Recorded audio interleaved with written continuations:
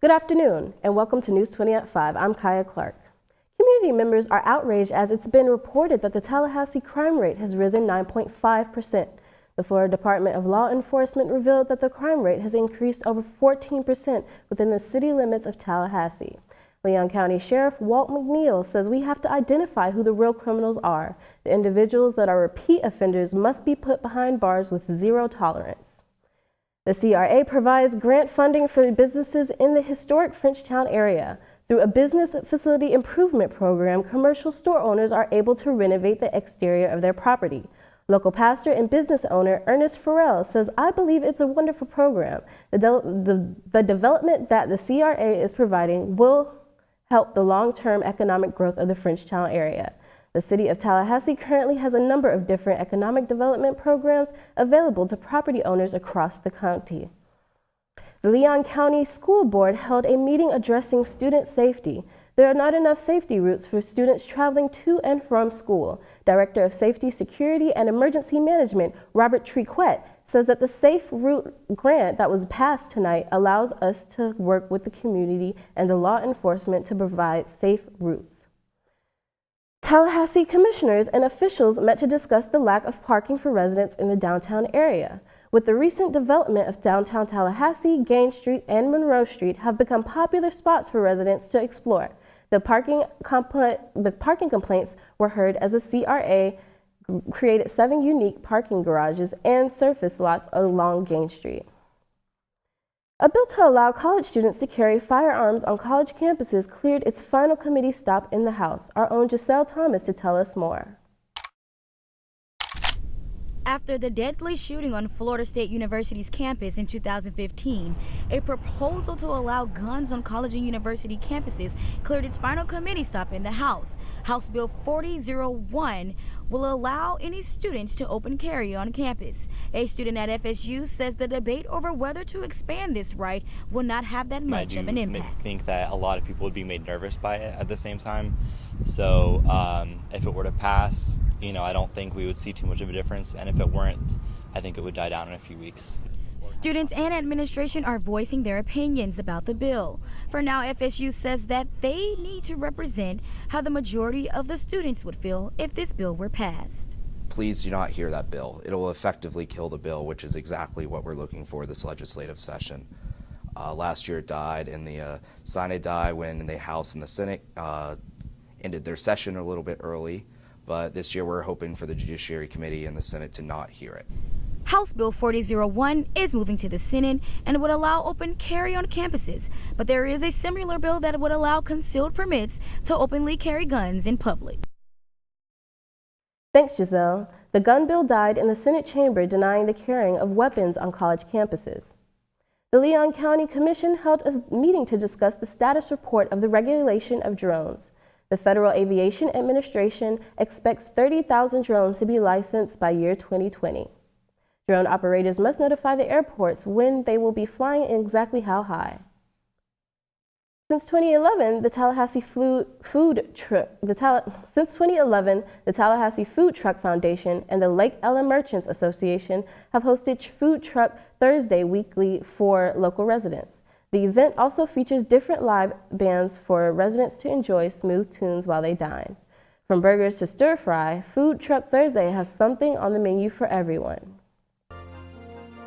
Up next, we dive into the Florida state budget and how it affects education as well as taxes. I'm Kaya Clark. Stay tuned. You're watching News 20 at 5.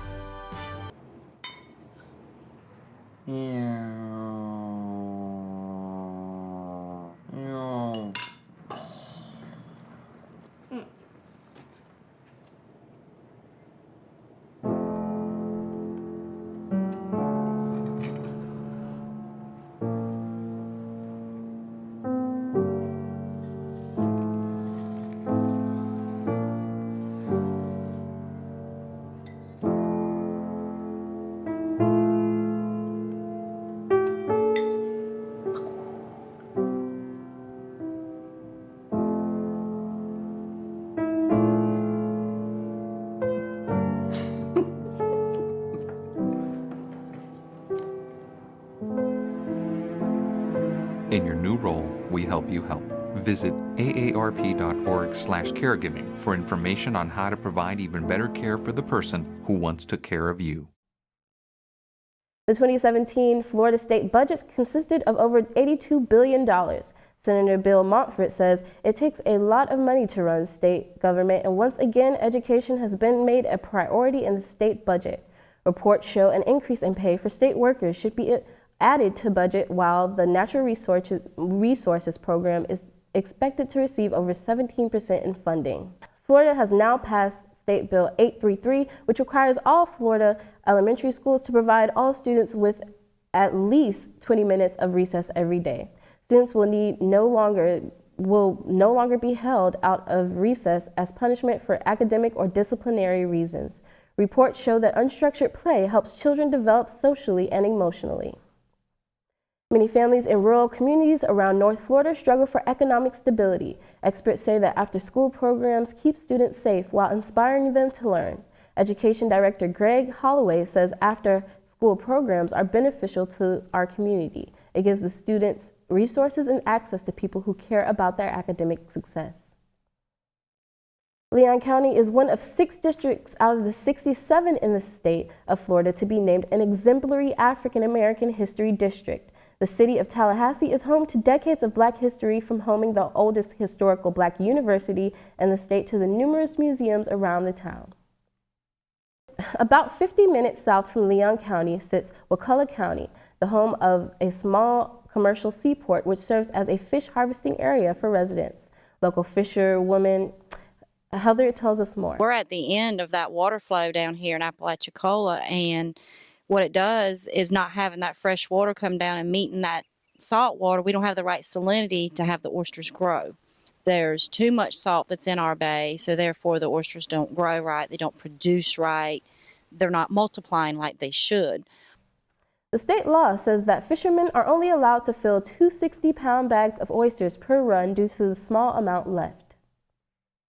More newly constructed single-family homes are in the works across the city of Tallahassee. Len Edwards, executive officer of the Tallahassee Builders Association, says buyers may be hesitant to purchase a home due to Florida's interest rate increasing. Currently, Tallahassee offers a database with over 2,000 single-family homes across the county. Up next, the Florida State Seminoles are heading into the 2018 season without a familiar face on the sidelines. Kaya Clark reporting for News 20 at 5.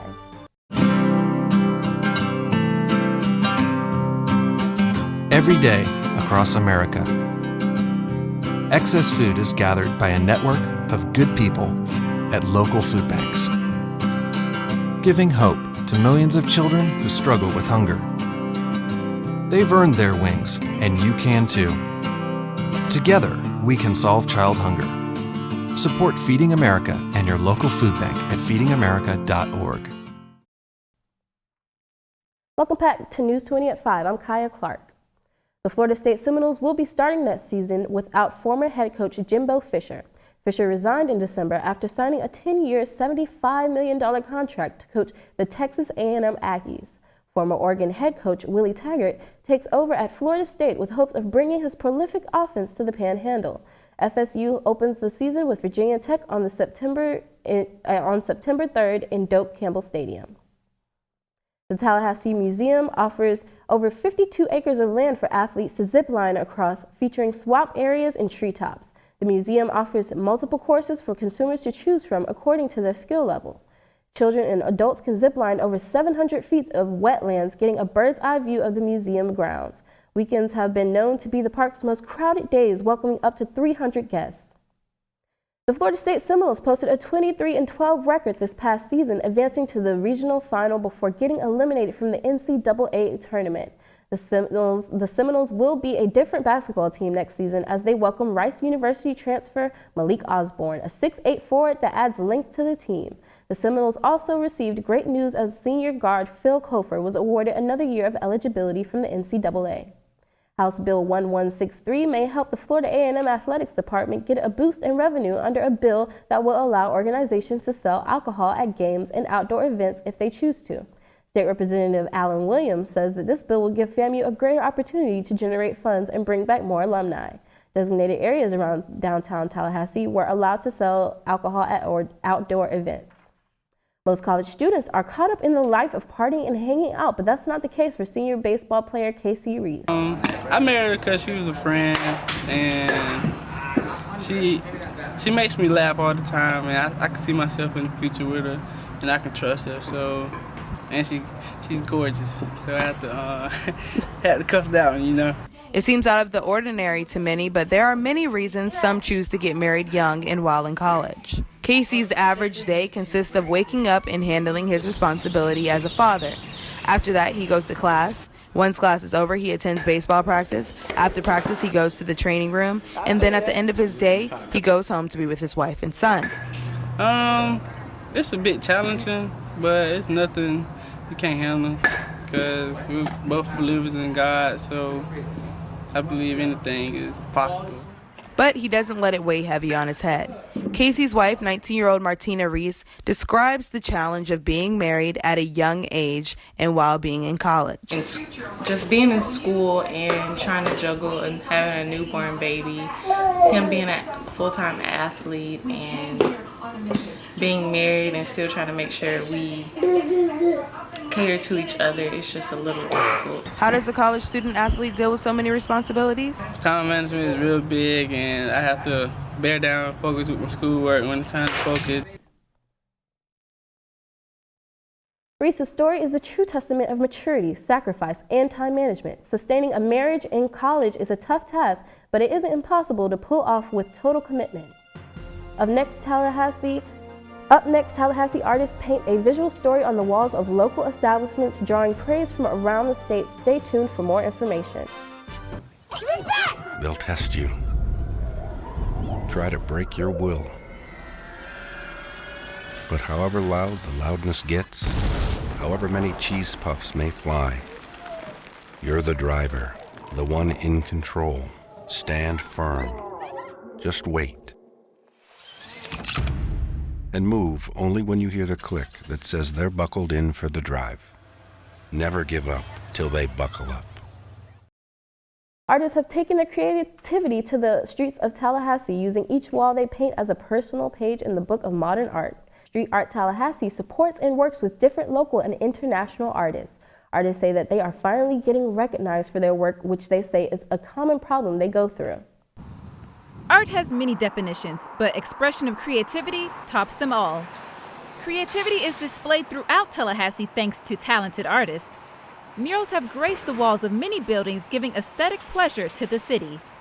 Sarah Painter usually goes unnoticed because she prefers to paint at night, but her first mural has received much attention.